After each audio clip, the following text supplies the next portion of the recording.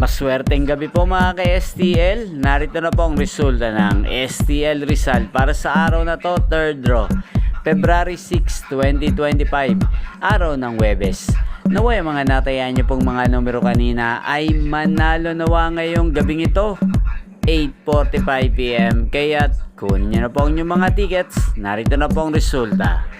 Ang mga numerong nanalo sa STL Rizal ngayong gabing ito, February 6, 2025, 8:45 PM. Third draw result, 23 at 29 in exact order.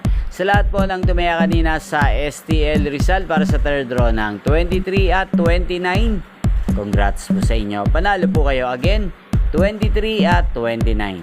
At ngayong gabing ito sa STL Rizal, atin pong i-shoutout si Ate Sandra ng Rizal.